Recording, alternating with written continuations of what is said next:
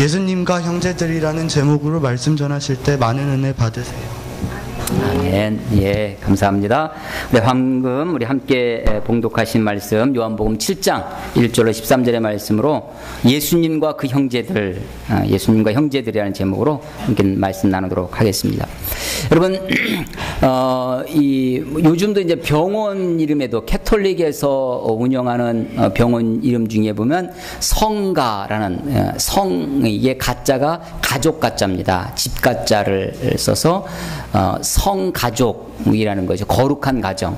여러분 인터넷에 성가족이라고 이렇게 검색을 해보시면 중세에 그려진 여러 그림들이 나오는데 다 어떻게 되어 있냐면 아버지 요셉과 어머니 마리아와 아기 예수. 아기 예수든지 아니면 조금 어린이 같은 그래서 요 세 명으로 그려진 그런 성가족이라는 그림을 많이 볼 수 있습니다.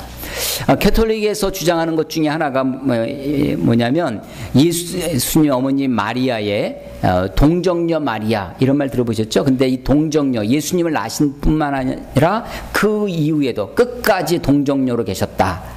라고 하는 거죠. 그렇게 주장하는 이유는 마리아 숭배 사상이 있습니다.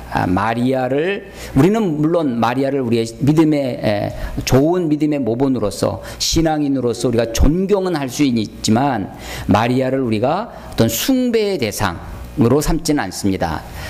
예수님이 태어나셨을 때도 보면 동방에서 온 박사들이 황금과 유향과 모략이라고 하는 예물을 가지고 이 아기 예수께 오죠. 근데 거기 보면 어머니 마리아와 아기 예수가 있는데 이 동방 박사들이 아기께 경배하더라라고 되어 있죠. 어머니께 경배한 것이 아니라 그렇습니다. 그래서 이 성가족 예수님의 어머니 그 마리아의 계속되어진 끝까지 동정녀로 있었다라고 하는 것을 주장하기 위해서 성경에 보면 마태복음 13장 55절에 보면 예수님의 형제들 동생들의 이름이 쭉 등장합니다. 이는 그 목수의 아들이 아니냐 그 어머니는 마리아 그 형제들은 야고보 요셉 시몬 유다라 하지 않느냐라고 네 명의 동생들의 이름이 나옵니다. 그런데 그러면 어떻게 예수님을 낳은 다음에 계속 동정녀로 있을 수 있었느냐라고 할 때 캐톨릭에서 하는 이야기 중에 하나는 이 요셉이 마리아와 정혼하기 전에 이미 결혼해 있었다라고 주장합니다. 그래서 그런 그림들 보면 아버지 요셉이 할아버지로 나와요. 그림이 대부분 이게 나이 든 모습으로. 그래서 이 마리아는 굉장히 젊게 나오고 요셉은 굉장히 나이 들어서 나오는 그런 차이로 설명을 하죠.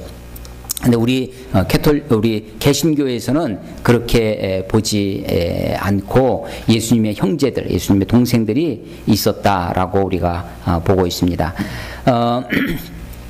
이 예수님의 동생들에 대한 이야기, 형제들의 이야기가 오늘 본문에 나오고 있습니다.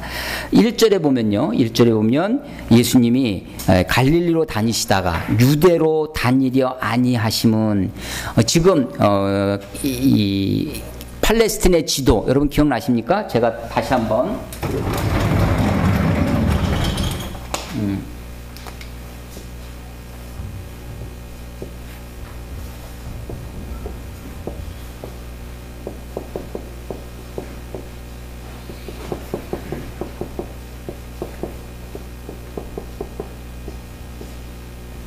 이게 팔레스틴의 지도입니다. 우리 북부, 중부, 또 남부 이렇게 나누듯이 팔레스틴도 이렇게 크게 세 부분으로 나눌 수 있습니다. 갈릴리 호수가 있는 갈릴리 지방이 있고요. 이 갈릴리에 나사렛이 있습니다. 또 중간에 사마리아라고 하는 이방인 취급을 받았던 그런 땅이 있고 가운데 맨 밑이 예루살렘이 있는 유대 땅이 됩니다. 이 유대 땅에 예수님이 태어나신 베들레헴도 유대 땅에 있습니다. 예수님이 태어나시기는 유대 땅 베들레헴에서 태어나셨지만 헤롯 왕의 박해를 피해서 애굽에 내려가셨다가 다시 돌아오셨을 때는 갈릴리 나사렛에서 돌아오셔서 나사렛으로 가셔서 나사렛에서 유년기, 청년기까지 사역을 시작하실 때까지 나사렛에서 살게 되십니다.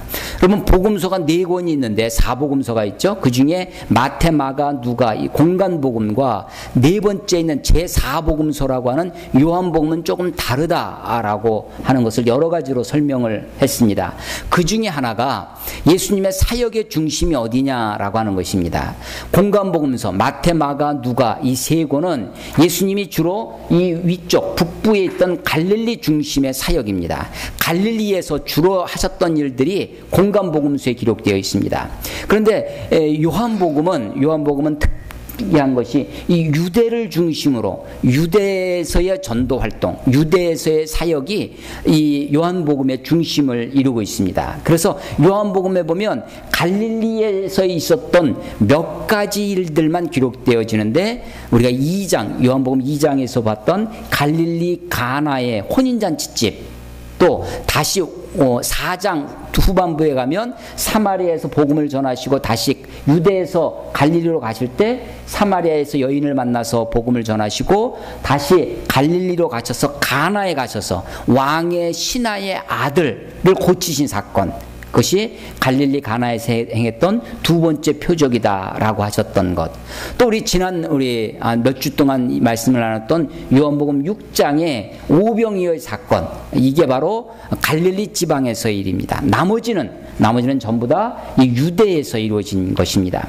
그런데 요한복음이 유대 지방의 중심에서 유대에서의 사역을 중심으로 하셨다라고 우리가 이야기를 하는데 오늘 7장 1절은 이렇게 시작됩니다. 예수님께서 갈릴리에 다니시고 유대로 다니지 아니하려 하셨다라고 합니다. 이유가 뭐냐? 유대인들이 예수님을 죽이려 하셨기 때문이다 라고 되어 있습니다. 여러분 누가복음에 보면요, 누가복음과 사도행전이 저자가 같습니다.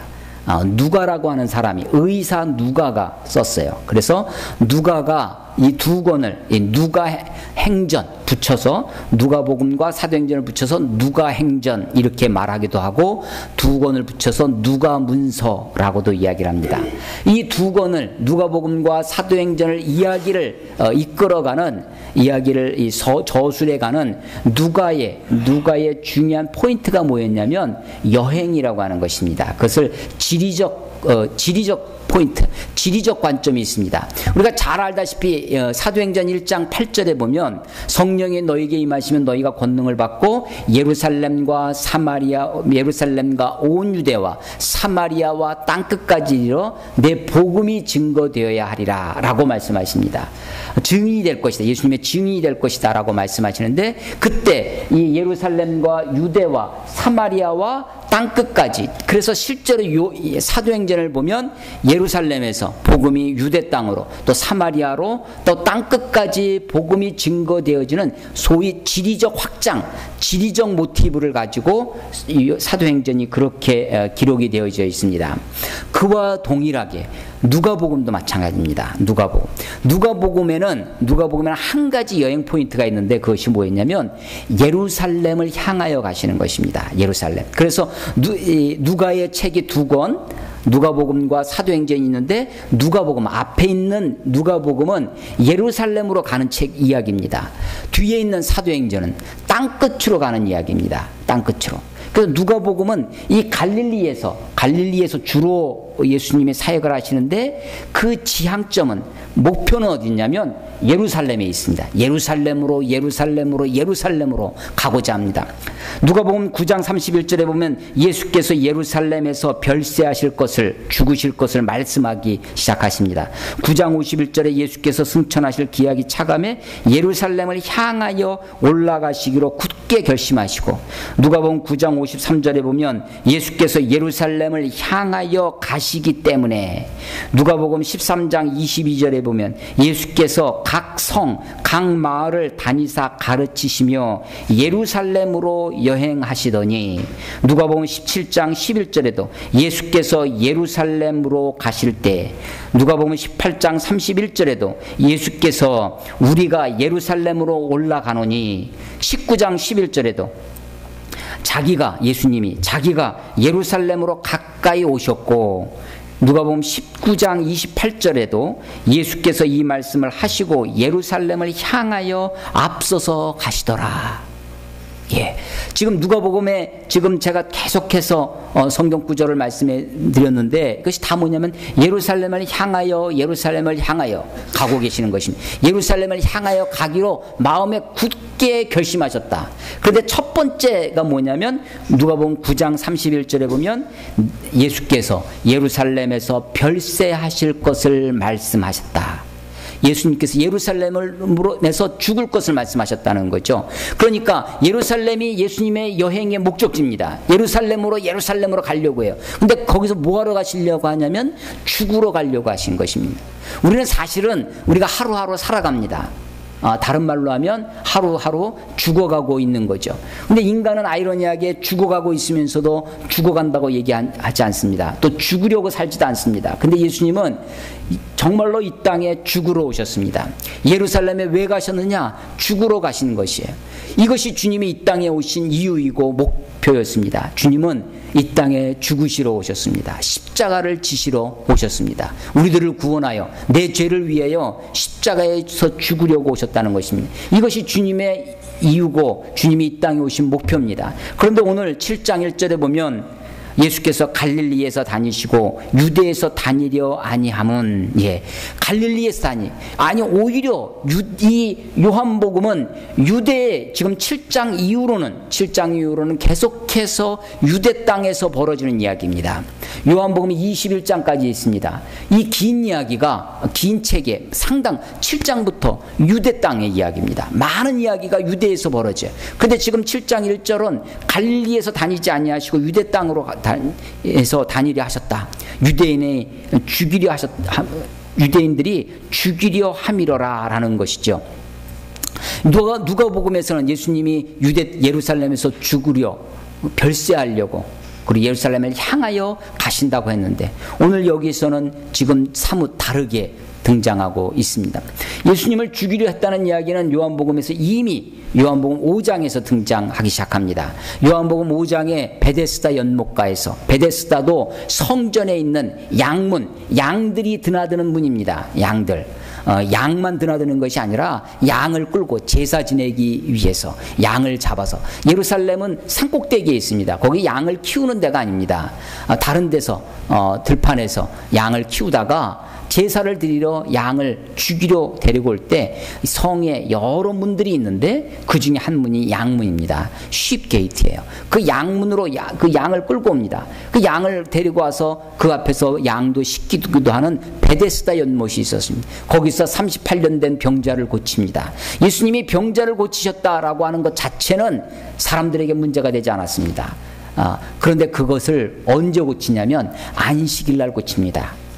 안식일 날 고쳐준 것까지도 유대인들이 그냥 넘어갈 수 있었습니다. 근데 유대인들의 비위를, 유대인들의 신경을 건드린 것이 있었습니다. 네가 그 앉고 있던 그 자리를 들고 가라고 했던 것입니다. 너의 매트를, 그 자리를 병자가 들고 있던 그것을 들고 가는 그것은 노동입니다. 안식일을 범하는 것입니다. 안식일. 사실은 안식일에 초점은 어디 있어야 되냐면 안식에 있어야 되는 거죠. 근데 사람들은 안식에 초점이 안 있고 안식일에 초점이 있습니다. 나를 지키는 것에 초점이 있습니다. 그래서 그 율법을 가지고 사람들을 옳고 그름을 따집니다. 옳고 그름만 따지지 그 사람에 대한 애정, 그 사람에 대한 사랑, 온데간데 없습니다. 그래서 병자가 지금 나음을 받았다라고 하는, 그 병자가 치유받았다고 하는 그것에는 관심이 없고, 율법을 어겼다, 돗자리를 들고 자리를 들고 갔다고 하는 이 노동을 했다, 안식일에 노동했다고 하는 것 때문에 예수님을 미워하기 시작합니다. 그런데 한술 더 떠서 안식일날 일했다 라고 하는 것 때문에 비난을 받으니까 예수님이 한 걸음 더 나아가서 공격적인 멘트를 하십니다. 그것이 뭐냐면, 우리 아버지께서 일하시니 나도 일한다 라고 말씀하시는 것입니다. 이 말은 예수님이 아버지 하나님과 자기를 동일한 하나님으로 이야기했다는 것입니다. 그래서 유대인들은 이것을 대번에 알아차렸습니다. 아니, 참나마도다, 신성을 모독하도다, 어찌 네가 감히 하나님과 동급으로 자기를 하나님이라고 얘기하느냐. 그래서 5장 18절에 보면 이때부터 유대인들이 예수님을 죽이려 했다라고 하는 것입니다. 유대인들이 예수님을 죽이려 했습니다. 그런데 6장에서는 예수님이 그 유대 땅 베데스다 연못가의 성전에서 벌어진 일에서 다시 갈릴리로 오셔서 오병이어 사건을 일으키십니다. 기적을 행했어요. 그 오병이어 사건도 우리가 정확히는 알 수 없지만 어떤 명절이었습니다. 우리 5장을 한번 보겠습니다. 6장을 보겠습니다. 6장 4절. 6장 4절에 보면 명절이 나오는데 여기 유월절이라고 나오고 있죠. 유월절. 이 유월절에 사실은 예수님이 12살 때부터, 누가복음 2장에 보면 그 12살 때 유월절에 성전에 올라가셔서 성전에 있는 랍비들과 이야기하는, 토론하는 장면이 나옵니다. 그때부터 유대인들은 12살이 성인입니다. 그때부터 성인 취급을 받아요. 그 이후로 해마다 명절 때면 예루살렘에 가셨을 것입니다. 그런데 이때 예루살렘에 가지 않고 갈릴리에서 벳세다 광야에서 오병이어 사건을, 기적을, 표적을 행하시는 것입니다. 자, 5장에서 베데스다 연못가에서, 유대 땅에서 예루살렘 성전 바로 옆에 양문곁 베데스다 연못가에서 병자를 고치셔서 안식일을 범함으로 죽음의 위기가 닥치기 시작했습니다. 6장에서 다시 갈릴리로 오셔서 오병이어의 기적을, 표적을 행하심으로 그가 모세가 얘기했던 바로 그 선지자 메시아, 하늘에서 온 떡이라는, 내가 살아있는 떡이라는 것을 그 사람들에게 이야기하셨습니다. 예루살렘에 가지 아니하시고 갈릴리에 유월절에 머물러 있었죠. 그런데 7장에 오니까 7장은 그냥 명절이라고, 2절에 보면 그 명절이 초막절입니다. 그래서 이 초막절은 지금의 무엇과 같냐면 감사절과 비슷합니다. 절기가 9월하고 10월경에 있는 티시미월의 6월, 유대인의 그 달력으로 9월에서 10월경입니다. 이스라엘 백성들이 광야에서 모세가 출애굽해서 광야에서 40년 동안 살죠. 그때 광야에서 텐트를 치고 살았습니다. 집을 지을 수가 없죠. 계속 이사를 다녀야 되니까 텐트로 천막살이를 합니다. 그런데 그 천막에서, 그 장막에서, 그 초막에서 살 때 하나님이 그들을 먹이시고 입히시고 보호해 주셨습니다.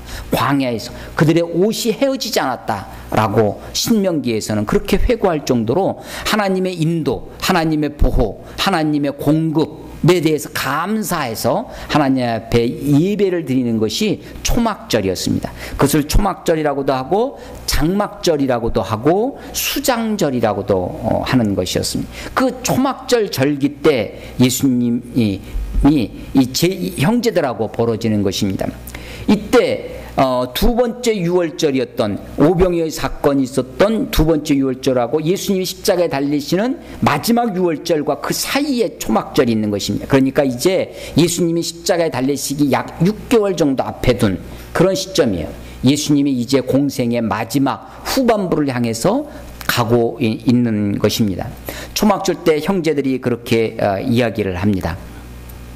3절에 보시면요, 3절에 보면 그 형제들이 예수께 이르되 당신이 행하는 일을 제자들도 보게 여기를 떠나 유대로 가소서. 여기 갈릴리를 떠나서 유대 땅으로 가라고 이야기합니다. 이것은 좋게 말하는 것 같죠. 여기를 떠나, 이것이요, you ought to, must보다 똑같은 아주 너는 가야만 한다. 꼭 가야만 한다. 이런 아주 강력한 말입니다.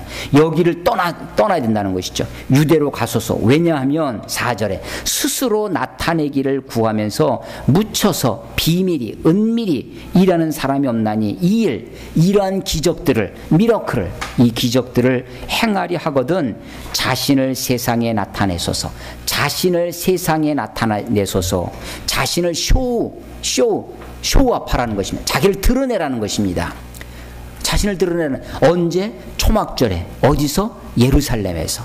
여러분 그 당시에 예루살렘은 평상시에는 약 3만 명에서 5만 명 정도 사는 그런 도시였습니다. 그런데 절기 때가 되면 예레미야서라고 하는 그 신학자의 그 책에 의하면 예수 시대 예루살렘이라는 책이 있는데 거기 그 책에서 보면 그런 명절 때가 되면 적게는 200만, 많게는 300만 명이 옹집하게 된답니다. 성지 순례를 하기 위해서 성전에 그렇게 제사를 드리기 위해서 온 이 유대 땅뿐만 아니라 이 디아스폴라라고 하는 다른 나라에 가서 살고 있던 유대인들마저도 예루살렘으로 오는 것입니다. 200만 명, 300만 명이 예루살렘이 그 작은 도시에 그 산꼭대기 성에 그렇게 몰려드는 것입니다. 그 당시에는 다 지금처럼 TV나 신문이나 인터넷이 없었기 때문에 사람들이 어떻게 뉴스를 정보를 알게 되냐면 사람의 입을 통해서 소위 구비통신 입으로 전해 듣는 것이죠. 사람들이 이렇게 움집했을 때 어떤 역사가 일어나면 어떤 일이 벌어지면 그것은 곧바로 세계화가 되어집니다. 세계적인 뉴스거리가 되어지는 것이죠. 지금 예수님의 제자들이 예수님의 형제들이 예수님을 따라다녔습니다. 갈릴리에서 벳세다에서 오병이어 사건을 했어요. 사람들이 예수님을 왕으로 임금으로 삼으려고 합니다. 근데 예수님은 오히려 그들을 쫓아버립니다. 그 예수님 자신도 제자들과 함께 배를 타고 갈릴리 호수 반대편으로 오셔서 예수님 산에서 오히려 기도하고 계십니다. 오히려 그들과 일정한 거리를 두고 있는 거죠. 아니 예수님이 왕이 되면 임금이 되면 형제들도 한 자리 할 수 있을 것이라고 아마 생각했을 것입니다. 근데 이제 갈릴리에서 일어나는 갈릴리에서 행하는 당신이 행하는 일, 당신이 행하는 기적이라는 것입니다. 그것을 이곳에서만 하지 말고 사람들에게 나타내기를 구하면서 당신이 유명 인사가 되기를 원하면서 이런 것입니다. 퍼블릭 피규어라는 거죠. 당신이 유명인사가 되기를 원하면서 비밀히 은밀히 묻혀서 일하는 사람이 없나니 그렇게 일해서는 안 된다는 거죠. 예수님을 가리키고 있는 것입니다. 그리고 예수님에게 지금 압박을 강하고 있어요. 그래서 당신 자신을 세상에게 나타내달라 나라고 그렇게 이야기하고 있는 것입니다. 이 세상은 어디입니까? 이 세상 바로 초막절이라고 평상시에 예루살렘에 가면 그런 효과가 없을 것입니다. 근데 초막절 이 명절 때 가면 수백만 명이 어떻게 예루살렘에 200만 명, 300만 명씩이나 모일 수 있나? 여러분 여의도 광장 지금 여의도 광장 공원이죠. 지금은 공원화되어 있습니다. 공원화되어 있어서 거기 뭐 아주 꽃들도 특히 봄철에 참 예쁜 그런 공원화되어 있는데 옛날에는 그게 벌판 광장이었습니다. 아스팔트로 쫙 깔려져 있는 그런 광장이었습니다. 세계 사람들이 깜짝 놀랐어요. 여의도 광장에 100만 명이 모였다. 그럼 빌리그레암 목사님이 한국에 와서 전도 집회를 했는데 100만 명이 모이는 것입니다. 거기서 각종 관제 데모도 많이 했습니다. 북한이 칼기를 격추시켰다. 그러면 학생들 국민들 다 동원해서 여의도 광장에서 막 우쌰우쌰 하고 데모했습니다. 100만 명씩 그 조그만 공원에 100만 명이 모이는 것입니다. 그리고 예루살렘에 200만 300만 명이 모입니다. 순례객들이 그 사람들이 모여서 만약에 그 속에서 예수님이 어떤 기적을 오병이어 같은 기적을 행한다면 예수님은 그야말로 그 순간 스타가 될 것입니다. 싸이가 뜨는 것보다 더 빠르게 아마 그렇게 예수님이 세계의 주목을 받게 되었을 것입니다. 어쩌면 이 형제들의 이 이야기 형제들이 예수님을 당신이 사람들 앞에 세상 사람들에게 드러내기를 원하면서 이렇게 은밀하게 갈릴리 촌구석에 갈릴리 이 산속에 갈릴리는 산악지대입니다. 여기서 이렇게 있어가지고는 당신이 어떻게 큰 일을 할 수 있겠냐고 세상 가운데 큰 일을 하려면 큰 물로 가야 되지 않냐고 그렇게 지금 압박을 하고 있는 것입니다. 어쩌면 이것은 예수님이 공생애를 시작하시기 전에 유대 광야에서 40일 동안 금식하시고 마귀에게, 사탄에게 시험을 받으시는데 그 시험과 동일한 선상에 있는 시험입니다. 예수님이 시험이 첫 번째가 이 돌을 떡이 되게 하라. 네가 하나님의 아들이거든 이 돌을 떡으로 만들어서 네가 하나님인 것을 한번 증명해봐라. 너의 능력으로, 너의 능력 행함으로 증명해보라고 하는 거죠. 이 능력 행함이 물론 하나님의 예수님의 메시아이심을 우리에게 보여주는 표적의 역할을 하고 있긴 합니다. 그러나 그 능력 자체가, 사람들이 달을 쳐다보라고 손가락질했더니 달은 보지 않고 손가락 끝만 쳐다보는 것처럼 사람들은 그 능력 행함만 탐닉합니다. 그 능력만. 그래서 그것이 그 일이 표적이 되지 아니하고 기적에만 머무릅니다. 기적에만. 그 사람들은 그것만 추구합니다. 그렇게만 하죠. 그것은 오늘날에도 마찬가지예요. 오늘날에도 어떤 기적을 행한다, 어떤 이사가 있다고 하면 사람들이 그것에 현혹해서 참 진리, 참 복음을 멀리하게 되어집니다. 자, 예수님이 지금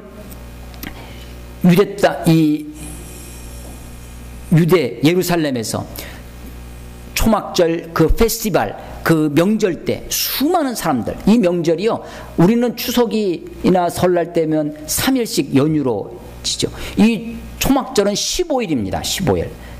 왜 이렇게 길게 하느냐? 물론 율법에 그렇게 되어 있기도 하지만 순례객들이 먼 데서 걸어서 옵니다.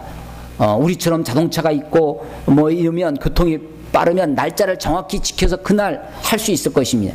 근데 전 세계에서 몰려드는 순례객들을 초막절 하루로 날짜가 있다 그러면 그 날짜 하다 보니까 다리가 아파가지고 늦게 왔어요. 오다가 뭐 무슨 일이 있어서 뭐 한 달, 두 달, 석 달씩 걸어서 예루살렘까지 순례객들이 오는 것입니다. 제가 2년 전에 예루살렘에 그 성지 순례를 한번 또 갔다 왔었는데, 그때 우리는 이제 비행기 타고 관광버스 타고 이렇게 순례를 합니다.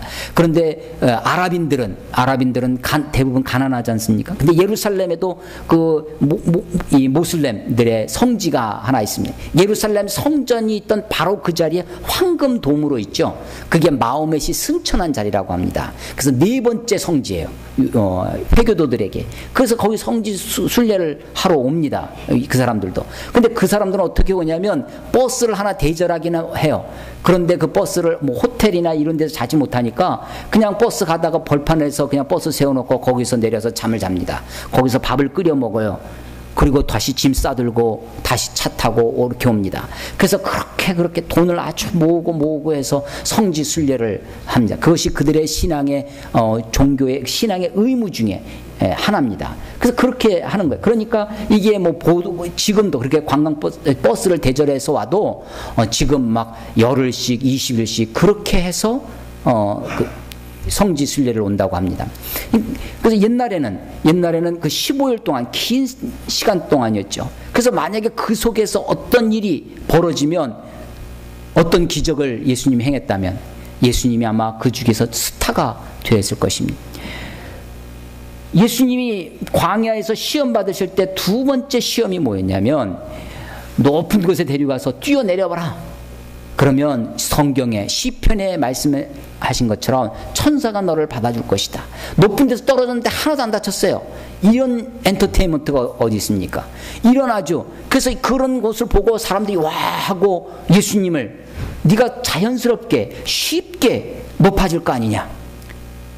네 능력 행함으로 너의 그런 어떤 멋진 모습으로 사람들에게 주목을 끌고 사람들에게 높아져서 그렇게 높은 자리에 올라가서 사람들에게 어떤 가르침을 하면 될 것이 아니냐.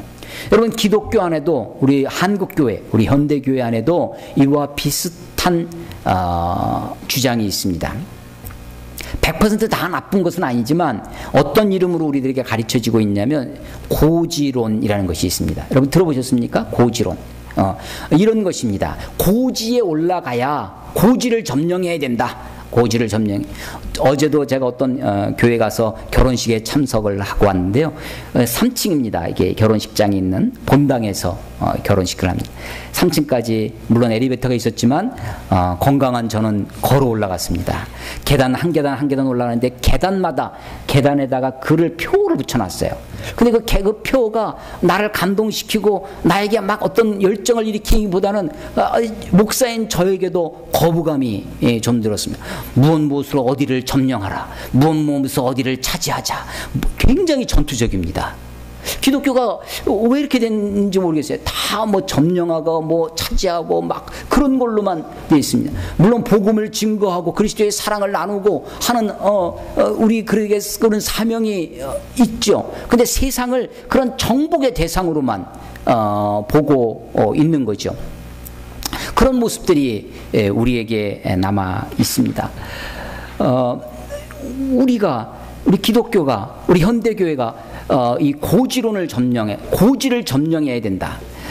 성경 구절은 여기입니다. 마태복음 5장 13절 14절에 보면 너희는 세상의 빛이라 사람이 등불을 켜서 말 아래 두지 아니하고 등경 위에 두나니 이로써 집안 모든 사람에게 비치느니라. 등불을 켜서 이 아래에다 놓으면, 밑에다 두면 빛을 거기만 비춰지겠죠. 그런데 등불을 위에다가 높이 들면 집안 모든 사람에게 비칩니다. 이게 고지론입니다. 그래서 네가 어떤 회사에 갔는데 말단으로 할 수 있는, 영향력 미칠 수 있는 것이 뭐가 있느냐? 네가 거기서 성공하고 출세하고 위로 올라가서 고지를 점령하면 거기서부터 네가 영향력을 발휘할 수 있다라고 하는 것입니다. 그래서 리더십은 다른 말로 영향력이다라고 하는 거죠.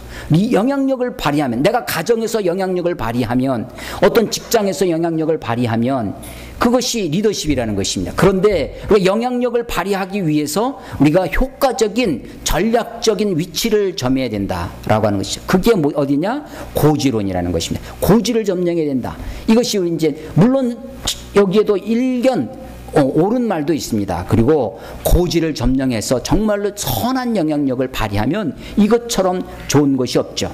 근데 고지로 점령할 때까지 수단과 방법을 가리지 않고 어떻게 써든지 세상 사람들이 하는 것처럼 똑같이 경쟁하고 똑같은 방식으로 고지에 오른다면, 그래서 고지에 오르기 위해서 옆에 쫓아오는 사람을 땅에 떨어뜨리고 밀쳐내고 자기가 밟고 올라가는 고지라면 올라가는 방법도 문제고, 올라가서 사람들이 그런 방식으로 올라가니까 몸에 밴 것이 있어요. 몸에 밴 의식이 있습니다. 우리에서 그것을 관습이라고 하고 관례라고 하지만, 높은 위치에 있는 사람이 아무 의식 없이 아무 의식 없이 범죄를 저지릅니다. 몸에 뱉기 때문에 그렇죠. 여러분, 높은 데로 올라가면 좋은 영향력을, 큰 영향력을 발휘할 수도 있을런지 모르지만, 높은 데 올라가서 행하는 악행은 더 나쁜 영향력을 발휘하기도 합니다. 오늘 한국 교회가 우리 시대 세상 가운데 선한 영향력을 발휘하지 못하는 것은 우리에게 기독교인 중에 높은 자리에 많이 없기 때문에 그런 것이 아닙니다. 고지론이 좋은 면도 있지만 오히려 거기에서 주는 여러 요소들이, 나쁜 요소들이 있습니다. 우리도 다 그렇게 되고 싶은 인간의 본능이 있죠. 본성이 있습니다. 나도 높아지고 싶고 크고 싶고 부흥하고 싶고 그렇습니다. 예수님에게도 이것이 시험으로 옵니다. 높은 데 올라가서 뛰어내리라. 네가 그런 멋진 모습을 한번 보여봐라는 것이죠. 이것은 예수님의 마지막 사역의 마지막까지 이 시험은 있었습니다. 형제들을 통해서, 자기 피부치를 통해서, 동생들을 통해서 압박이 들어옵니다. 당신이 사람들에게 스스로 나타내기를 원하면서 은밀히 행하는 사람이 없지 않느냐? 세상 가운데 너 자신을 한번 드러내보라고 말씀하고 이야기하고 있는 것입니다. 이렇게 하는 이유가 있었습니다. 5절에 보면 사도 요한복음을 기록한 사도 요한은 이렇게 주석을 달아놨습니다. 이것은 그 형제들조차도 예수를 믿지 아니함이로라. 예수를 믿지 않았다는 것입니다. 형제들, 동생들도. 아니, 예수를 알고는 있었습니다. 예수는 알기를 했어요. 자기 어렸을 때 같이 뛰어놀았습니다. 같이 한솥밥에 먹은 식구였습니다. 그런데도 불구하고 예수님을 몰랐습니다. 예수님을 믿지 않았습니다. 예수님의 무엇을 믿지 않았다는 것입니까?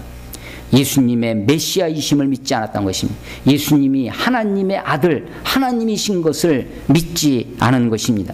아니, 예수님의 기적은 보았습니다. 어떤 현상은 보았어요. 그런데 그 기적이 표적이라고 하는 사실을 알지 못했다라고 하는 것이죠. 그리고 그 표적이 지향하고 있는 진정한 목적이 무엇인지도 이 형제들은 알지 못했습니다. 이것을 요한은 예수님을 믿지 아니했다라고 이야기하는 것입니다. 예수님은 6절에 이렇게 대답하십니다. 내 때는 아직 이르지 아니하였거니와 너희 때는 늘 준비되어 있느니라. 세상이 너희를 미워하지 아니하되 나를 미워하나니 이는 내가 세상 일들을 악하다고 증언함이라. 너희는 명절에 올라가라. 내 때가 아직 차지 못하였으니 나는 이 명절에 아직 올라가지 아니하노라. 아직 올라가지 아니하노라 라고 말씀하십니다. 내 때가, 여러분, 이 요한복음은요, 요한복음은 이 때에 대해서 여러 번 이야기합니다. 요한복음의 2장에서 가나 혼인잔치에서 어머니 마리아가 이 집에 포도주가 떨어졌다라고 얘기를 했더니 예수님이 하시는 말씀이 뭐였냐면, 여자여 나와 무슨 상관이 있나이까 내 때가 이르지 아니하였다라고 얘기합니다. 내 때가 이르지 아니하였다고. 7장 6절에 방금 오늘 읽은 7장 6절에도 내 때가 아직 이르지 아니하였다고. 7장 8절에도 내 때가 아직 차지 못하였다고. 7장 30절에는 이는 그의 때가 아직 이르지 아니하였습니다. 8장 20절에 이는 그의 때가 아직 이르지 아니하였음이라. 자, 계속해서 때가 이르지 아니했다고 얘기합니다. 그러다가 12장에 가면, 요한복음 12장에 가면 예수님의 기적 중에 마지막 기적이 있습니다. 그것은 죽은 나사로를 살리는 부활의 예수님, 생명의 예수를 예표해 주시는 죽은 나사로를 살리고 나서, 그리고 나서 예수님이 하시는 이야기가 뭐냐면, 인자가 영광을 얻을 때가 왔노라. 영광을 얻을 때가 왔다라고 합니다. 13장 1절에 보면 예수께서 아버지께로 돌아가실 때가 이른 줄 아시고 때를 아셨습니다. 때를 알기 시작하셨습니다. 인자가 영광을 얻을 때가, 그러니까 이 때는 예수님이 요한복음에서 내 때가 아직 이르지 아니었다, 이 때는 뭐냐면 영광 얻을 때입니다. 근데 그때는 무엇으로 되는 것이냐면 십자가로 되는 것입니다. 그 십자가로 말미암아 그 십자가를 넘어서 부활의 영광이 있는데 그 때가 아직 이르지 않았습니다. 자, 예수님은 어떤 분이십니까? 그분은 하나님이십니다. 전능하신 분이십니다. 거룩하신 분입니다. 그분은 때를 주장하실 수 있는 분이십니다. 시작과 끝이 알파와 오메가 되신 시간의 주인이십니다. 그런데도 주님은, 우리 하나님이신 예수님마저도 때에 따라 일하십니다. 전도서 3장 11절에 보면 하나님이 모든 것을 지으시되 때를 따라 아름답게 하셨고, 하나님이 이 세상을 창조하신 원리 중에 하나가 뭐냐면 때를 따라 만드시는 것입니다. 때를 따라. 갈라디아서 4장 4절에 보면 때가 참에 하나님이 그 아들을 보내사 여자에게서 나게 하시고, 예수님이 이 땅에 오신 지금으로부터 2000년 전에 베들레헴 말구에 오신 그 사건조차도 하나님이 이 땅 인류를 구원하시기 위한 오랜 인류 구원사의 역사에 있어서 때가 참에 하나님이 이 땅에 보내주신 그 예수님이 이 땅에 오신다라는 것이죠. 하나님이 모든 것을 지으시되 때를 따라, 하나님이 때가 참에 그 아들을, 하나님도 때에 따라 때에 맞게 일하신다라고 하는 것입니다. 그렇습니다. 자, 예수님은 지금 예루살렘을 향하여 가고 계십니다. 그것이 누가복음에 우리들에게 가르쳐주는 거라고 그랬죠. 예수님의 지향점은 예루살렘이었습니다. 예루살렘. 아니, 요한복음의 이야기의 중심 자체가 유대 땅 예루살렘이었습니다. 근데 7장에 와서 예수님이 한번 브레이크를 걸고 계십니다. 자기 사역에 있어서, 예수님의 사역에 있어서 지금 내가 갈릴리에서 다니시고 유대로 다니지 아니하면 사람들이 나를 죽이려, 아니 예수님은 죽으러 오셨는데도 불구하고 지금 그것을 한번 그대로 하지 않습니다. 여러분, 페이스라고 하는, 마라톤에서 페이스메이커라는 것이 있습니다. 사람들이 막 처음부터 막 열의를 가지고 열심히 뛰니까 자기도 모르고 거기에 페이스에 말려들어서 막 열심히 뜁니다. 그러다 보면 자기 페이스를 잃어버립니다. 그래서 쉽게 지치고 그만 완주하지 못하고 떨어집니다. 그래서 끝까지, 목적지까지 뛰기 위해서 자기 페이스를 유지하는 것이 중요합니다. 그래서 정말로 유명한 선수들, 잘 뛰는 사람도 초반에 좀 덜 뛰는 사람을 페이스 메이커로 뜁니다. 이 사람은 중간에까지만 뛰고 포기하고 그만둡니다. 실제로 뛰는 사람을 위해서 이 사람이 오버하지 않도록 페이스를 유지해 주는 거죠. 계속 그래서 그 사람을 따라가는 것입니다. 그리고 어느 정도 이제 궤도에 오르면 이 사람은 빠지고 이제 진짜 자기 그 페이스로 끝까지 뛰는 것입니다. 예수님이 이 땅에 죽으러 오셨습니다. 그런데 사탄은 자꾸만 그 페이스를 당기려 하는 것입니다. 자기 때로, 자기 방식대로. 사탄의 방법이 있습니다. 세상의 방법이 있습니다. 그것은 뭐냐면 네가 네 능력을 보여보라는 것입니다. 돌을 떡이 되게 해보라는 것입니다. 한번 높은 데 올라가서 뛰어내보라는 것입니다. 너의 기적을 한번 사람들이 많은 데서, 세상 사람들을 보는 데서 세상의 방식으로 한번 해보라는 것입니다. 근데 예수님은 그렇게 하지 않습니다. 그 페이스에 말려들지 않았습니다. 내 때가 있다. 때에 맞게끔. 여러분, 고린도전서 9장 25절에 보면 바울이 하는 이야기 중에 이런 말씀이 있습니다. 이기기를 다투는 자마다 모든 일에 절제하나니. 이기기를 다툰다. 여러분, 이기기를 다툰다. 여러분들이 어떤 인생의 목표를 가지고 달려가는 것, 그것이 이기기를 다투는 거죠. 이기기를 다투는 자마다 어떤 목적이 있습니다. 꿈이 있습니다. 비전이 있습니다. 자기의 사명이 있어요. 그것을 위해서 우리가 이기기를 다툽니다. 열심히 살아갑니다. 이기기를 다투는 자마다 모든 일에 절제하느니라. 모든 일에 절제하는 것입니다. 모든 일. 그때 모든 일은 그야말로 모든 일입니다. 좋은 일도 절제해야 됩니다. 아름다운 일도 절제해야 됩니다. 선한 일도 절제해야 됩니다. 내가 하고 싶은 대로 하는 것이 아닙니다. 예수님은 지금 내 때가 이르지 아니하느니 그 때의식이 있었습니다. 여러분, 그래서 우리가 어떤 일을 할 때 기도할 것이 있습니다. 이 일이 선한 일인가? 하나님이 기뻐하시는 일인가를 물어봐야 됩니다. 이 일이 선한 일인가? 하나님이 기뻐하시는 일인가를 물어봅니다. 두 번째는 이 일을 누가 해야 되는가? 그때 내가 해야 된다라고 답이 나면 헌신하는 겁니다. 내가 해야 된다라는, 아니 그 일을 내가 아니라 다른 사람 시킬 수도 있는 거거든요. 좋은 일입니다. 아름다운 일입니다. 귀한 일입니다. 그렇다고 내가 다 하는 것이 아닙니다. 어떤 일이 정말 선한 일인가, 아름다운 일인가를 물어보십시오. 하나님이 기뻐하시는 일인가, 그 일을 기도해 보시오. 두 번째, 그 일을 나에게 시킨 것인가, 나에게, 다른 사람이 아니라 나에게 시킨 것입니까? 라고 그걸 물어봐야 돼요. 두 번째, 나에게 주어진 일이라 할지라도 여기까지 예스가 됐어요. 오케이가 됐습니다. 한 번 더 기도할 게 있습니다. 그 뭐냐면, 하나님 그러면 지금 하라는 것입니까? 지금 나에게 시키신 일이에요. 그런데 그것을 지금 하지 아니하고 나중에 언젠가 그때를 위해서 나를 지금 부르실 수 있습니다. 그런데 우리는 그것을 조급하게 지금 하려고 합니다. 저는 오랜 세월 동안 청년들, 젊은이들과 함께 있었습니다. 근데 안타까운 것 중에 하나가 뭐였냐면 이런 겁니다. 나중에 잘 뒀다가 제목으로 쓸 집에, 큰 집에 기둥으로 쓸 인물을 지금 잘 컸다고, 지금 보기 좋다고 낼름 잘라서 나무젓가락 만들어 쓰는 겁니다. 지금 나무가 보기 좋아요. 지금 잘 곧게 자라고 있습니다. 그러니까 딸름 잘라서 나무젓가락 만들고 이쑤시개 만들어 씁니다. 아니 그것을 가만두고 잘 돌보고 지금 잘라 쓰지 않으면 나중에 큰 기둥이 돼서 큰 집의 기둥으로, 제목으로 쓸 사람들을 20대 팔팔한 젊음 때 사람들을 유혹합니다. 그리고 그들을 젊었을 때 그냥 낼름 열매를 따먹는 거예요. 그러고서 쉽게 번아웃 됩니다. 쉽게 지쳐버려요. 인생 긴 여정 가운데 40, 50, 60, 아니 지금 같아서는 70, 80까지 어쩌면 일할런지 모릅니다. 인생의 긴 여정 가운데 하나님 앞에 멋지게 아름답게 헌신돼서 큰 기둥으로 쓸 사람을 20대 청소년 시기에, 아니 청년 때 낼름 잘라 써버리는 거예요. 자기를 소진해버립니다. 그래서 나중에 결국 보면 30대, 40대 보면 세상 사람들과 똑같아요. 다 그런 거야. 나도 옛날에 한번 헌신해봤어. 나도 다 그렇게 한번 해봤어. 누가 청년 때, 20대 때, 대학생 때 그렇게 안 해본 사람 어디 있냐고. 그래 너도 한번 해봐 라고 등떠밉니다. 여러분, 그렇지 않습니다.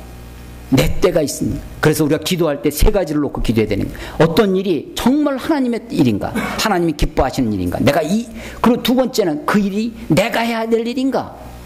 다른 사람이 아니라 나에게 시킨, 아무리 좋은 일이어도 나에게 시킨 일이 아니라면 그건 그 사람이고, 나에게 작은 일이라도 내게 시킨 일, 그 일을 내가 해야 되는 거죠. 나에게 시킨 일을 하는 겁니다. 그 일이 나에게 시킨 일인가? 세 번째는 그 일을 지금 하라고 하시는 것인가? 지금. 이때 예스가 되면 그때 헌신하는 것입니다. 그때 그 부르심 앞에 자기 자신을 드리는 것이, 그것이 지혜로울 것입니다. 예수님마저도, 하나님의 아들이신, 하나님이신 그분마저도 때에 따라, 때를 따라서 때가 참에 헌신하시고 때가 참에 일하십니다. 세상은 때를 주장하려고 합니다. 세상은 방법을 가지고 이야기를 합니다. 그래서 예수님은 형제들의 방법, 세상의 방법은 쇼업 하는 것입니다. 너 자신을 show yourself in the Lord, 세상 가운데서 네 자신을 한번 드러내보라는 것입니다. 그런데 예수님은 오히려 은밀하게 하십니다. 10절에 보면 그 형제들이 명절에 올라간 후에 자기도 올라가실 때 나타내지 않고 은밀히 가시니라. 형제들을 먼저 이 명절 때 수많은 사람이 올려듭니다. 나중에 이제 7장, 우리 오늘 13절까지 읽었는데 그 뒷부분을 읽어보면 예수님이 예루살렘에 가십니다. 은밀하게, in secret, 은밀하게 가십니다. 그리고 거기서 성전에서 사람들을 모아고 있으면 가르치기 시작합니다. 한 사람 한 사람, 혹은 여러 명을 놓고 가르치십니다. 아니, 그때 그렇게 많은 사람이 모였을 때 기적을 행하셔서 뭔가를 그냥 사람들을 확 휘어잡고 사람들을 그렇게 할 수 있었을 텐데, 성전에 올라가셔서, 여러분 복음서를 한번 읽어보십시오. 후반부에 가면 갈수록 예수님이 성전에서 뭐하고 계시는가? 예수님이 성전에서 사람들을 가르치기 시작하시죠. 아니, 초기에, 예수님의 사역의 초기에는 예수님이 어떤 기적을 행하십니다. 그리고 그 기적을 통해서 표적하시는 것이 있었습니다. 그런데 후반부로 가면 오히려 예수님이 절제하십니다. 기적 행하기를 절제하시고 오히려 그분은 성전에서 가르치고 계십니다. 여러분, 세상의 방법과 형제들의 방법과 예수님의 방법이 다릅니다. 형제들의 때와 세상의 때와 예수님의 때가 다른 것입니다. 여러분, 우리가 아무리 좋은 것이라 할지라도 우리가 그것을 언제 할 것이냐, 어떤 식으로, 어떤 방법으로 할 것이냐라고 하는 것이 우리들에게 남아있는 숙제입니다. 아무리 목적이 좋다고 목적이 수단을 정당화해 주지 않습니다. 뜻이 좋다고 악한 일을 하면 안 됩니다. 아무리 뜻이 좋다고 해서 뜻이 수단을 정당화해 주지 않습니다. 수단을, 어떤 방법으로 할 것인가를 우리가 늘 고민하고 하나님의 방법, 하나님의 때를 따라 순종하며 나가야 할 것입니다. 여전히 세상 사람들은 12절에 보면 수군거리고 있습니다. 어떤 사람들은 좋은 사람이라고 하고 어떤 사람은 아니라 무리를 세상 사람들을 미혹하는 자라고 예수님을 그렇게 이야기하고 있습니다. 여러분들은 예수님을 어떻게 이야기하고 계십니까? 초막절에 수많은 사람들이 몰려오고 있는 그 예루살렘에서 예수님은 은밀한 방식으로, 자기 방식으로 메시아 되심을 사람들에게 가르치고 있습니다. 세상의 방법이 아니라, 세상의 때가 아니라 하나님의 방법으로, 하나님의 때에 맞는 그런 삶을, 그런 인생을 주님 앞에서 살아가시기를 주의 이름으로 축원합니다. 기도하겠습니다.